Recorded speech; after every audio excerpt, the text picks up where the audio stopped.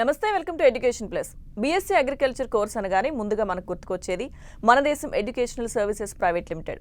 దాదాపుగా 6,500 మందికి పైగా విద్యార్థులకు కెరీర్ గైడెన్స్ అందించి ఇండియాలోనే టాప్ ఎడ్యుకేషనల్ కన్సల్టెన్సీగా గుర్తింపు పొందింది మన దేశం ఎడ్యుకేషనల్ సర్వీసెస్ ప్రైవేట్ లిమిటెడ్. గత 20 సంవత్సరాలుగా అగ్రి కోర్సులపై కెరీర్ గైడెన్స్ అందిస్తున్న మన దేశం educational services managing director Rajasekhar Reddy గారు మనతో పాటు 10 స్టూడియోలో ఉన్నారు. వారిని అడిగి బీఎస్సీ అగ్రికల్చర్కి సంబంధించిన సందేహాలను నివృత్తి చేసుకుందాం. హలో అండి. సో రాజశేఖర్ గారు, ముందుగా అంటే బీఎస్సీ అగ్రికల్చర్ కోర్స్ అనగానే ఐసీఆర్ అనే ప్రస్తావన వస్తుంది. సో ఇది కాలేజ్లోనే ఎందుకు చేయాలంటారు, దీని గురించి? రైట్, జనరల్గా బీఎస్సీ అగ్రికల్చర్ కోర్స్ అనగానే స్టూడెంట్ ఫస్ట్ రైజ్ చేసే క్వశ్చన్ ఐసీఆర్ అక్రిడియేషన్ ఉన్న కాలేజ్ అవుతేనే అడ్మిషన్ తీసుకుంటాము అనేసి అంటూ ఉంటారు. Indian council of agricultural research and education వచ్చేసి షార్ట్ ఫామ్లో మనము ఐసీఏఆర్ లేదా ఐకార్ అనేసి పిలుస్తూ ఉంటామండి. సో ఈ ఐసీఏఆర్ ఏదైతే ఉందో ఇది ఇండియాలోని అగ్రికల్చరల్ ప్రోగ్రామ్స్ అలాగే రీసెర్చ్ ప్రోగ్రామ్స్ అనేది కోఆర్డినేట్ చేస్తూ ఇక్కడ మనకు department of agricultural research and ఎడ్యుకేషన్కు అలాగే దాంతోపాటు మనకి ఇక్కడ వచ్చేసి మినిస్ట్రీ ఆఫ్ అగ్రికల్చర్ ఉంటుందండి, వీళ్లకు రిపోర్ట్ అనేది అందిస్తూ ఉంటుందన్నమాట. జనరల్గా ఇంజనీరింగ్ ప్రోగ్రామ్స్ తీసుకుంటే ఏఐసిటి అప్రూవల్ ఉంటుంది, అలాగే వెటర్నరీ కోర్స్ తీసుకుంటే విసిఐ అప్రూవల్ అనేసి, ఫార్మసీ తీసుకుంటే పీసీఐ, అలాగే ఎంబీబీఎస్ కోర్స్ తీసుకుంటే కనుక ఎంసీఐ లేదా ప్రస్తుతం ఎన్ఎంసీ అనేది ఉందండి. ఈ అప్రూవల్స్ అనేది మ్యాండేటరీ, ఇది ఉంటేనే కోర్స్ అనేది రన్ చేయడానికి కాలేజెస్ లేదా యూనివర్సిటీకి అనేది ఉంటుందన్నమాట. సో ఇక్కడ బీఎస్సీ అగ్రికల్చర్ కోర్స్కు ఐసీఆర్ అనేది ఒక అక్రెడిటెడ్ బాడీ అండి. ఈవెన్ ఐసీఆర్ అక్రెడిటేషన్ లేకపోయినా కూడా ఈ కోర్స్ రన్ చేసేందుకు యూనివర్సిటీస్కు లేదా కాలేజెస్కి అనేది అర్హత ఉంటుంది. సో దానివల్లనే మనకు జనరల్గా ఇంజనీరింగ్లో కానివ్వండి, మెడిసిన్లో కానివ్వండి, అంటే డిఫరెంట్గా అంటే ఇంజనీరింగ్కు ఏఐసిటీ అప్రూవ్డ్ కాలేజెస్ అని, కొన్ని నాన్ ఏఐసిటీ అప్రూవ్డ్ కాలేజెస్ అని మనకు అట్లా కనపడవు. బట్ అగ్రికల్చర్ రాగానే ఎందుకు ఈ ఐసీఆర్ నాన్ ఐసీఆర్ ఉంది అంటే రీజన్ వచ్చేసి ఐసీఆర్ అనేది మ్యాండేటరీ కాదు ఈ కోర్స్కు. సో దానివల్ల కొన్ని యూనివర్సిటీస్ వచ్చేసి యూజీసీ గుర్తింపుతోటి ఈ బీఎస్సీ అగ్రికల్చర్ ప్రోగ్రామ్ అనేది ఆఫర్ చేస్తూ ఉన్నాయన్నమాట. బట్ ఇక్కడ మనకు పర్టికులర్గా ఆంధ్రప్రదేశ్ అండ్ తెలంగాణ రీజియన్లో మన రెండు తెలుగు స్టేట్స్లో వచ్చేసి ఏదైనా స్టూడెంట్ గవర్నమెంట్ జాబ్కు అప్లై చేసుకోవాలంటే డెఫినెట్గా మనకి ఇక్కడ అంటే రీసెంట్గా ఇష్యూ చేసిన జీవోస్ ప్రకారం వచ్చేసి కంపల్సరీ స్టూడెంట్ ఐసీఆర్ అక్రెడిటేషన్ ఉన్న యూనివర్సిటీ నుండి పాస్అవుట్ అయి ఉండాలండి. సో దానివల్ల స్టూడెంట్స్ డెఫినెట్గా ఐసీఆర్ ఉంటేనే బీఎస్సీ అగ్రికల్చర్ కోర్స్ అనేది చదవాల్సి ఉంటుందన్నమాట, ఏదైనా మంచి ఒక అక్రెడిటేషన్ ఉన్న కాలేజ్ సెలెక్ట్ చేసుకొని. అండ్ ఇక్కడ ఇంకొక మేజర్ డిఫరెన్స్ కూడా ఉంది ఐసీఆర్ అండ్ నాన్ ఐసీఆర్ కాలేజెస్కి వచ్చేసి ఇక్కడ 4 డిఫరెన్సెస్ అనేది ఉంటాయండి. సో ఐకార్ అక్రెడిటేషన్ కాలేజెస్లో చదివిన స్టూడెంట్స్కి వచ్చేసి ఇక్కడ ఒకటి మెయిన్ రీజన్ వచ్చేసి గవర్నమెంట్ జాబ్స్కి అనేది ఎలిజిబిలిటీ ఉంటుంది. అదే నాన్ ఐకార్ అక్రెడిటేషన్ ఉన్న ఇన్స్టిట్యూషన్స్లో వచ్చేసి స్టూడెంట్స్కు గవర్నమెంట్ జాబ్స్కి అనేది ఎలిజిబిలిటీ ఉండదండి మన బోత్ తెలుగు స్టేట్స్లో. అండ్ రెండో డిఫరెన్స్ వచ్చేసి సబ్జెక్ట్ నాలెడ్జ్. సో డెఫినెట్గా స్టూడెంట్ గ్రాడ్యుయేషన్ లెవెల్లో ఒక ప్రొఫెషనల్ కోర్స్ అనేది సెలెక్ట్ చేసుకుంటున్నప్పుడు డెఫినెట్గా మంచి సబ్జెక్ట్ నాలెడ్జ్తో బయటికి రావడం ఎంతో అవసరం అండి. ఎందుకంటే బయటికి వచ్చిన తర్వాత డెఫినెట్గా ఏదైనా ప్రైవేట్ సెక్టార్ ఆర్ గవర్నమెంట్ సెక్టార్లో ప్లేస్ అవ్వాలంటే తప్పకుండా సబ్జెక్ట్ నాలెడ్జ్ అనేది ఉండాల్సి ఉంటుంది. సో ఇక్కడ ఐసీఆర్ అక్రిడిటేషన్ ఉన్న ఇన్స్టిట్యూషన్స్లో ఇక్కడ సబ్జెక్ట్స్ అనేది సిలబస్ అనేది కంప్లీట్ డిఫరెంట్గా ఉంటుంది. అండ్ ఐకార్ అక్రిడిటేషన్ ఉన్న universities minimum 100 acres farming land ఉంటుంది కాబట్టి స్టూడెంట్స్కు మంచి ప్రాక్టికల్ నాలెడ్జ్ కూడా వస్తుందన్నమాట. అదే నాన్ ఐకార్లో ఏంటంటే ఎటువంటి ఫీల్డ్ కానివ్వండి ఏం అవసరం లేకుండా అండ్ ఈవెన్ సిలబస్ కూడా కొంత డిఫరెంట్గా ఉంటుంది. ఐకార్లో ఉన్నంత వ్యాస్ట్ సిలబస్ అనేది నాన్ ఐకార్లో ఉండదు. సో దానివల్ల ఏమవుతుందంటే ఐకార్లో సబ్జెక్ట్ నాలెడ్జ్ అనేది స్టూడెంట్కి ఎక్కువ వస్తుంది నాన్ ఐకార్తో కంపేర్ చేస్తే. అండ్ థర్డ్ రీజన్ వచ్చేసి ఇక్కడ స్టూడెంట్స్ వచ్చేసి హైయర్ ఎడ్యుకేషన్ రేపు బీఎస్సీ అగ్రికల్చర్ అయిపోయిన తర్వాత 4 years కంప్లీట్ అయిన తర్వాత స్టూడెంట్ ఏదైనా ఎంఎస్సీ అగ్రికల్చర్ చేసి రీసెర్చ్ వైపు వెళ్ళాలంటే అగైన్ మళ్ళీ ఐసీఆర్ అక్రెడిటెడ్ యూనివర్సిటీస్ లేదా కాలేజెస్ అనేది సెలెక్ట్ చేసుకోవాల్సి ఉంటుంది. సో ఎవరైతే నాన్ ఐకార్ కాలేజ్లో చదువుతారో వాళ్ళకు హైయర్ ఎడ్యుకేషన్కి అనేది త్రూ ఐసీఆర్ ఎంట్రన్స్ ఎగ్జామినేషన్ ద్వారా వెళ్ళడానికి ఎలిజిబిలిటీ ఉండదు.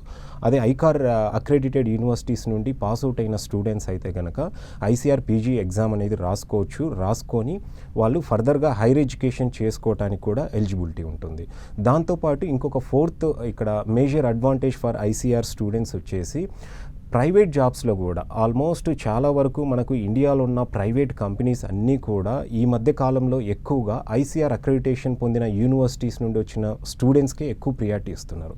అంటే ఇది గతంలో అయితే ప్రైవేట్ సెక్టార్లో వచ్చేసి both ICAR and non ICAR స్టూడెంట్స్ని అనేది చాలా వరకు రిక్రూట్ చేసుకునేవాళ్ళు. ఈ మధ్య కాలంలో కొంత సబ్జెక్ట్ నాలెడ్జ్ కొంచెం బాగుంటుంది ఐకార్ అక్రిడిటేషన్ యూనివర్సిటీస్లో చదివిన స్టూడెంట్స్కి అయితే అనేసి 80% కంపెనీస్ వచ్చేసి ఐసీఆర్ స్టూడెంట్స్కే ఇక్కడ ప్రియారిటీ అనేది ఇస్తున్నారు. సో ఈ ఫోర్ మేజర్ డిఫరెన్సెస్ అనేది ఉంటాయన్నమాట. సో ఈ 4 పాయింట్స్ అనేది స్టూడెంట్స్ దృష్టిలో పెట్టుకొని ఐసీఆర్ అక్రిడిటేషన్ ఉన్న యూనివర్సిటీస్ అనేది సెలెక్ట్ చేసుకోవాల్సి ఉంటుందండి. ఓకే. సో అయితే రాజశేఖర రెడ్డి గారు, ఇప్పుడు ఐసీఆర్ గుర్తింపు పొందిన కాలేజీలు ఇండియాలో ఎక్కడెక్కడ ఉన్నాయంటారు? సో ఐసీఆర్ అక్రిడిటేషన్ పొందిన కాలేజెస్ అనేది అంటే చాలామందికి ఇది ఒక కన్ఫ్యూజన్ ఉంటుందండి. సో ఎవరెవరో కాల్ చేస్తున్నారు, దీనికి మేము ప్రమోట్ చేసే యూనివర్సిటీకి ఐసీఆర్ అక్రిడిటేషన్ ఉంది అనేసి కొంతమంది చెప్తుంటారు. కొంతమంది ఐసీఆర్ సిలబస్ అనేది ఫాలో అవుతున్నాము మా యూనివర్సిటీలో అనేసి అంటారు. కొంతమంది ఐసీఆర్కు మేము ఆల్రెడీ అప్లై చేశాము, లెటర్ ఆఫ్ ఇంటెంట్ వచ్చింది, ఐకార్ వస్తుంది మాకు 4 years తర్వాత అనేసి కూడా ప్రమోట్ చేస్తూ ఉంటారు. అయితే ఐసీఆర్ అక్రిడిటేషన్ అసలు ఏ యూనివర్సిటీకి వచ్చింది, దేనికి ఉంది అనేది కూడా ఇప్పటికీ స్టిల్ కన్ఫ్యూజన్ ఉంది చాలామంది స్టూడెంట్స్కు.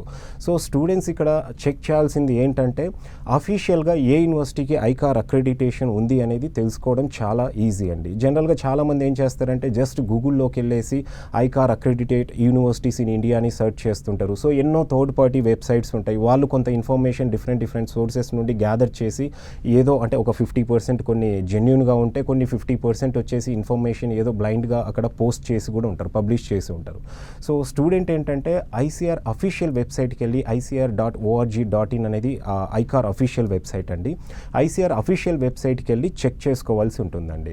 సో ప్రతి యూనివర్సిటీకి ఏదైతే యూనివర్సిటీకి ఐసీఆర్ అక్రిడిటేషన్ ఇచ్చిందో ఆ యూనివర్సిటీ నేమ్స్ అక్కడ అనేది మెన్షన్ చేసి ఉంటాయండి. ఆ యూనివర్సిటీస్లో స్టూడెంట్స్ అనేది జాయిన్ అవుతే మంచిదండి. ఓకే. సో అయితే ఇప్పుడు ఆంధ్రప్రదేశ్లో కొన్ని ప్రైవేట్ కాలేజెస్ ఉన్నాయి కదా, సో వీటికి సంబంధించి ఎటువంటి క్లారిటీ తీసుకోవాలంటారు? గవర్నమెంట్ కాలేజెస్లో కూడా పేమెంట్ కోటా అలాగే ఎన్ఆర్ఐ కోటా ఉంటాయి, సో ఎలా డిసైడ్ చేసుకోవాలంటే? సో మనకు జనరల్గానే ఇప్పుడు ఐసీఆర్ అక్రిడిటెడ్ యూనివర్సిటీస్ వచ్చేసి ఇండియాలో ఒక అప్రాక్సిమేట్గా 10 ప్రైవేట్ యూనివర్సిటీస్ ఉన్నాయండి. వీటితో పాటు కొన్ని అఫిలియేటెడ్ కాలేజెస్ కూడా ఉన్నాయి మనకు, లైక్ ఆంధ్రప్రదేశ్లో ఉన్నాయి, తమిళనాడులో ఉన్నాయి, అండ్ ఈవెన్ మహారాష్ట్రలో కూడా మనకు గవర్నమెంట్ యూనివర్సిటీ అఫిలియేటెడ్ కాలేజెస్ అనేది ఉన్నాయన్నమాట.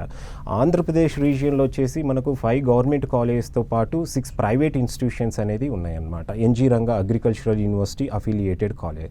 సో గవర్నమెంట్ కాలేజ్లో ఎంసెట్లో అక్కడ ఏపీ సెట్లో మంచి ర్యాంక్ వచ్చిన స్టూడెంట్ వచ్చేసి గవర్నమెంట్ కాలేజ్లో అడ్మిషన్ అనేది దొరుకుతుందండి. దాంతోపాటు ప్రైవేట్ కాలేజ్లో కూడా కన్వీనర్ కోటా ద్వారా కౌన్సిలింగ్లో సీట్ అనేది సంపాదించవచ్చు. అండ్ ఎవరికైతే కన్వీనర్ కోటాలో సీట్ రాలేదో ఆ స్టూడెంట్స్ మేనేజ్మెంట్ కోటాకి వెళ్ళడానికి ప్రైవేట్ కాలేజ్లో ఎలిజిబిలిటీ ఉంటుందండి. ప్రైవేట్ కాలేజ్లో వచ్చేసి 35% మేనేజ్మెంట్ కోటా సీట్స్ అనేది ఉంటాయండి. స్టూడెంట్స్ వచ్చేసి డైరెక్ట్ మేనేజ్మెంట్ని అప్రోచ్ అయ్యి ఎంసెట్ క్వాలిఫై అయిన స్టూడెంట్స్ అడ్మిషన్ అనేది తీసుకోవచ్చు. సో దానికి ఏంటంటే మేనేజ్మెంట్ కోటాలో అడ్మిషన్ తీసుకోవాల్సిన స్టూడెంట్ వచ్చేసి ఏపీ సెట్ క్వాలిఫై అవుతే సరిపోతుందండి. సో అదర్ ఎలిజిబిలిటీ అంటూ పర్టికులర్గా ఏమీ ఉండదు. And when it comes to Telangana region, ఇక్కడ మనకు professor Jayashankar Telangana State Agricultural University ఉందండి. ఓన్లీ ఇక్కడ మనకు 6 గవర్నమెంట్ కాలేజెస్ మాత్రమే ఉన్నాయన్నమాట. ఎటువంటి ప్రైవేట్ కాలేజెస్ అనేది తెలంగాణలో లేవు. అయితే ఇక్కడ మనకు జయశంకర్ యూనివర్సిటీ ఏం చేసిందంటే లాస్ట్ 2 years నుండి payment quota and NRI quota అనేది ఇక్కడ మనకు ఇంట్రొడ్యూస్ చేసిందనమాట. సో ఎలాగైతే స్టూడెంట్స్కు మెరిట్లో ర్యాంక్ వస్తుందో వాళ్ళు కన్వీనర్ కోటా కింద జనరల్గానే సీట్ అనేది సంపాదించవచ్చండి. అండ్ అది కాకుండా పేమెంట్ కోటా అండ్ ఎన్ఆర్ఐ కోటాలు కూడా ఇంట్రొడ్యూస్ చేశారు.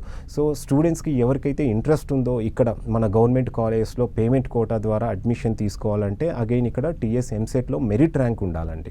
పేమెంట్ కోటాకు కూడా మళ్ళీ సెపరేట్ కౌన్సిలింగ్ అనేది జరుగుతుంది. సో దానికి 14 lakhs ఫీజు అనేది ఉంటుంది. ఫస్ట్ సెమిస్టర్ 10,50,000 ఉంటుంది, సెకండ్ సెమిస్టర్ నుండి 50,000 ఉంటుంది. అలా టోటల్ 4 yearsకు 14 lakhs ఫీ అనేది ఉంటుందండి. అది కూడా కౌన్సిలింగ్ ద్వారానే సీట్స్ అనేది ఫిలప్ చేస్తారనమాట. అంటే టీఎస్ ఎంసెట్లో మెరిట్ ర్యాంక్ ఉన్న స్టూడెంట్ కౌన్సిలింగ్లో అగైన్ పేమెంట్ కోటాకు అనేది పార్టిసిపేట్ చేయాలి. సో ఎవరికైతే మెరిట్ ర్యాంక్ ఉంటుందో వాళ్ళకు పేమెంట్ కోటాలో సీట్ లభిస్తుంది. అండ్ అగైన్ ఎన్ఆర్ఐ కోటా ఉంది.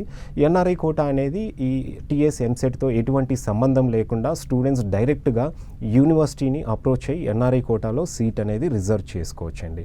ఎన్ఆర్ఐ కోటాకి అయితే అప్రాక్సిమేట్గా ఇప్పుడు ప్రజెంట్ ఉన్న డాలర్ రేట్ ప్రకారం ఒక 30 నుండి 35 lakhs మధ్యలో ఎన్ఆర్ఐ కోటా ఉందండి. సో స్టూడెంట్స్ ఎన్ఆర్ఐ కోటాలో అడ్మిషన్ పొందాలనుకుంటే డైరెక్ట్ మేనేజ్మెంట్ని అప్రోచ్ అయ్యి ఎన్ఆర్ఐ కోటాలో అడ్మిషన్ తీసుకోవచ్చు. దీనికి ఈవెన్ టీఎస్ ఎంసెట్ మార్క్స్తో అనేది సంబంధం అనేది ఉండదండి. ఓకే. సో తెలుగు స్టేట్స్ గురించి చెప్పారు రాజశేఖర రెడ్డి గారు. ఇప్పుడు తమిళనాడులో ప్రైవేట్ కాలేజెస్లో కనుక చేరాలి అనుకుంటే అడ్మిషన్ ప్రొసీజర్ ఏ విధంగా ఉంటుంది? Fee details. రైట్. మనకు ఎక్కువగా అఫిలియేటెడ్ కాలేజెస్ ఉన్నది ఫస్ట్ వచ్చేసి మహారాష్ట్ర అండి, దాని తర్వాత తమిళనాడు, దాని తర్వాత ఆంధ్రప్రదేశ్. ఎంటైర్ ఇండియాలో ఈ 3 స్టేట్స్లో మాత్రమే అఫిలియేటెడ్ కాలేజెస్ అనేది ఉన్నాయి. ఒక గవర్నమెంట్ యూనివర్సిటీ అఫిలియేటెడ్ కాలేజెస్ అనేది ఈ 3 స్టేట్స్లో ఉన్నాయి. సో దీంట్లో ఎక్కువ క్రేజ్ అనేది తమిళనాడు అగ్రికల్చరల్ యూనివర్సిటీకి ఎంటైర్ ఇండియాలో ఒక సపరేట్ రికగ్నిషన్ అనేది ఉందండి. అంటే అక్కడ ఎడ్యుకేషన్ ప్యాటర్న్ లాంగ్ అంటే ఒక 15-20 ఇయర్స్ నుండి కంప్లీట్ చేంజెస్ అనేది చాలా చేంజెస్ చేశారు.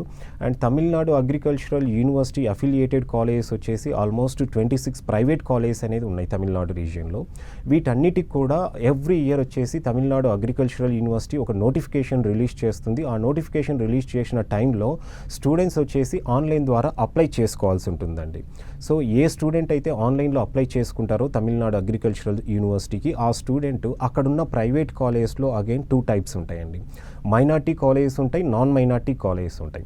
మైనార్టీ కాలేజెస్లో అయితే 50% కంప్లీట్గా తమిళనాడు డొమిసైల్ క్యాండిడేట్స్కు కౌన్సిలింగ్ ద్వారా సీట్స్ అనేది ఫిలప్ చేస్తారు. నాన్ మైనార్టీ ఇన్స్టిట్యూషన్స్ అయితే 50% వాళ్ళు డైరెక్ట్గా ఫిలప్ చేసుకోవచ్చు.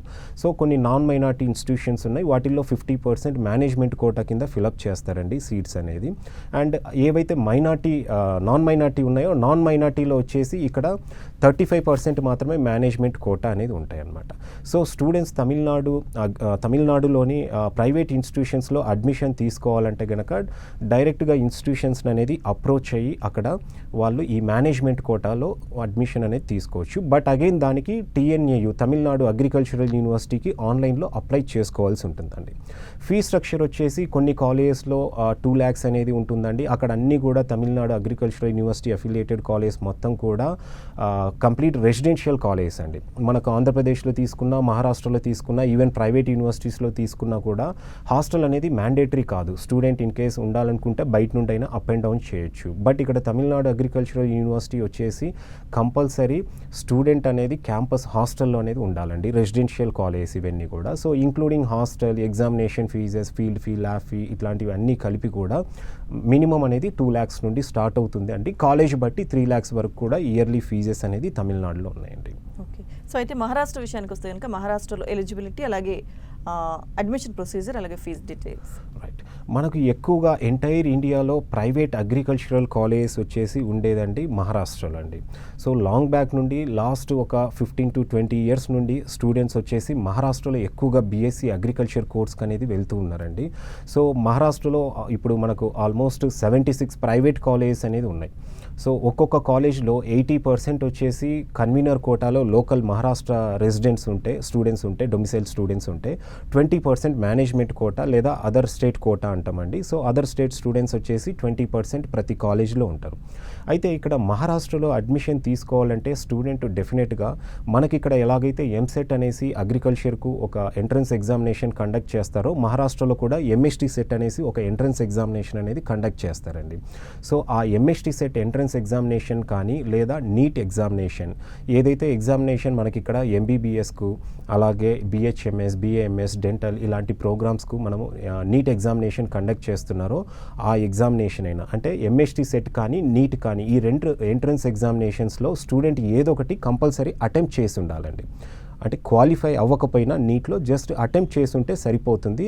సో అటెంప్ట్ చేసిన స్టూడెంట్ వచ్చేసి మహారాష్ట్రలోని 4 గవర్నమెంట్ యూనివర్సిటీస్ ఉన్నాయి. ఆ 4 గవర్నమెంట్ యూనివర్సిటీస్కు అప్లై చేసుకోవచ్చండి. సో దీనికి అప్లై చేసుకోవడానికి అగైన్ అక్కడ MCAER అనేసి ఉంటుందండి. So MCR or CET cell అనేది ఒక నోటిఫికేషన్ రిలీజ్ చేస్తుంది. అగైన్ CET సెల్కి అనేది స్టూడెంట్ ఆన్లైన్లో అప్లై చేసుకోవాల్సి ఉంటుంది. సో ఎవరైతే ఆన్లైన్లో అప్లై చేసుకుంటారో వాళ్ళు కూడా ఇక్కడ మేనేజ్మెంట్ కోటాకు అనేది ఎలిజిబుల్ అవుతారు. సో ఇంతకుముందు ఎలా ఉండేదంటే గతంలో మహారాష్ట్రలో వచ్చేసి ఎటువంటి ఎంట్రన్స్ టెస్ట్ అనేది ఉండేది కాదు. Direct 10th and intermediate marks base చేసుకొని అక్కడ లోకల్లో స్టూడెంట్స్కు ర్యాంక్స్ అనేది అలాట్ చేసేవాళ్ళు. సో ఆ ర్యాంక్ బేసిస్ మీదనే 10thలో ఇంటర్మీడియట్లో వచ్చిన మార్క్స్ బేసిస్ మీద ర్యాంక్ ఇష్యూ చేసేవాళ్ళు. ఆ ర్యాంక్ బేసిస్ మీద కౌన్సిలింగ్ అనేది కండక్ట్ చేసేవాళ్ళు.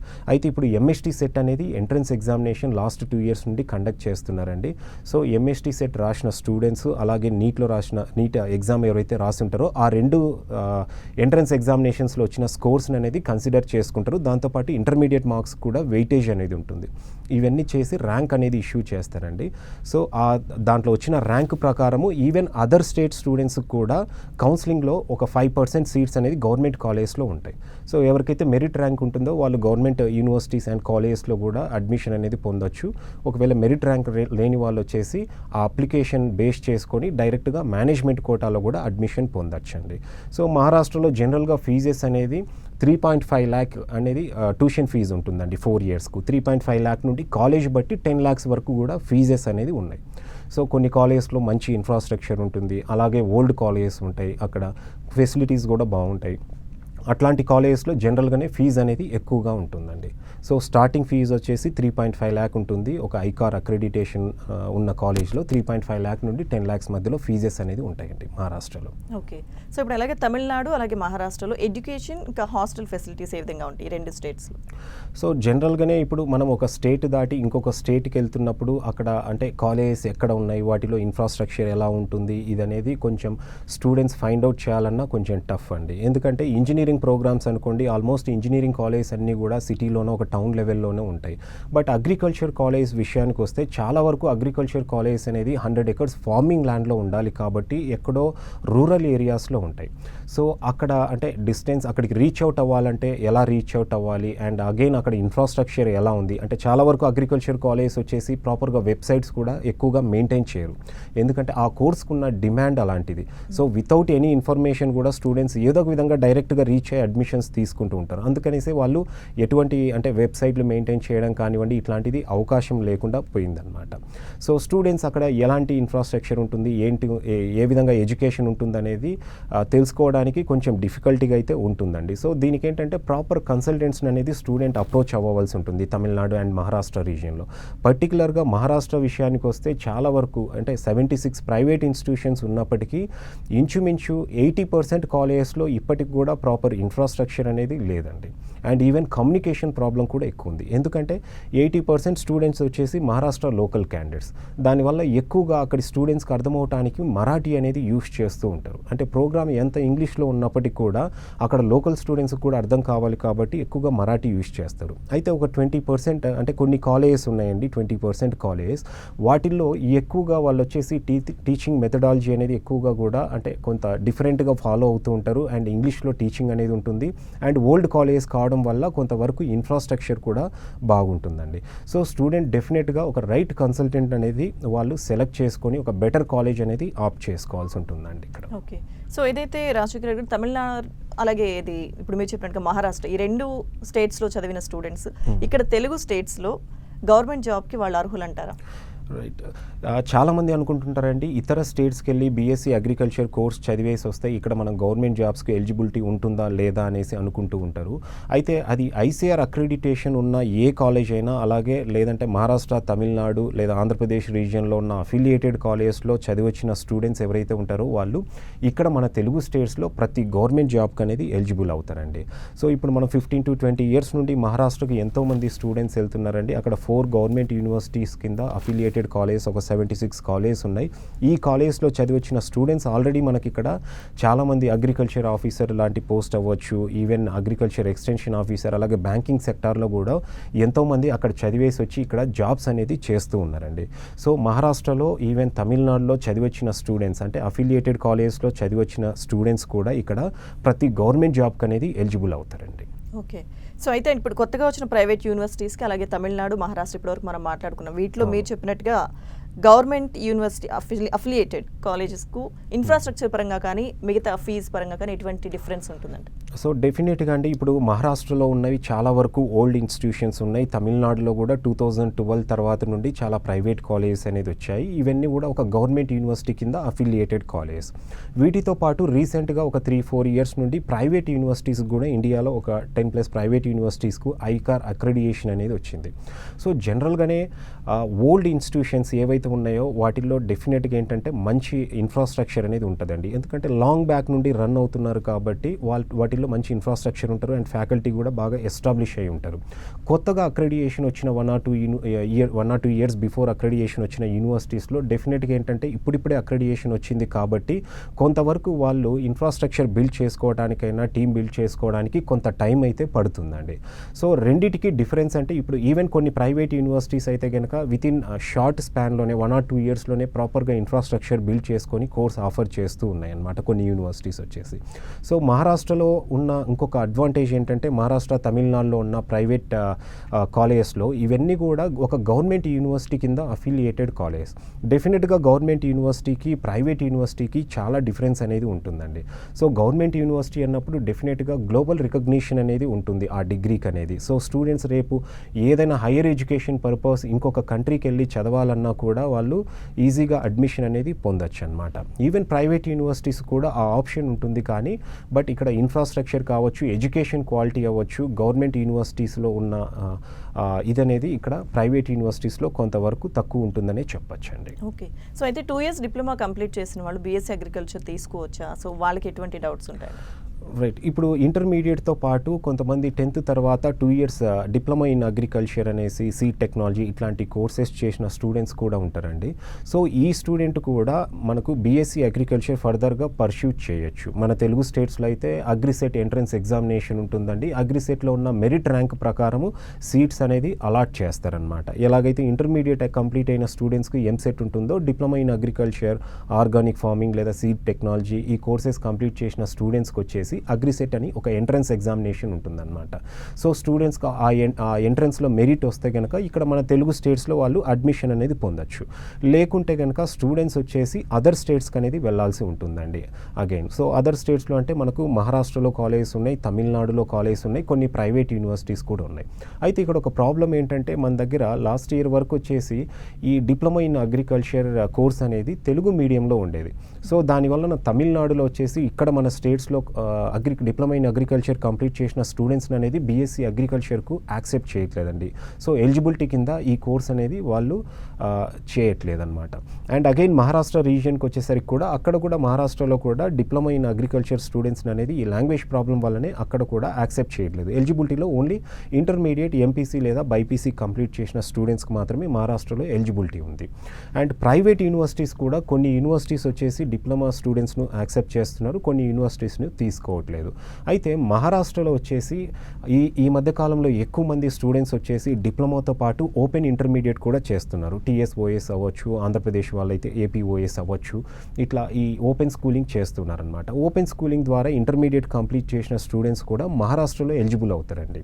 సో మహారాష్ట్రలో ఎలిజిబిలిటీ కోసం ఆ ఓపెన్ స్కూలింగ్ ఉండి ఎంఎస్టీ సెట్ లేదా నీట్ ఎంట్రన్స్ ఎగ్జామినేషన్ కనుక స్టూడెంట్ అపియర్ అవుతే డిప్లొమా స్టూడెంట్స్ కూడా ఇతర స్టేట్స్లో మేనేజ్మెంట్ కోటా ద్వారా సీట్ అనేది సంపాదించవచ్చు. ఓకే.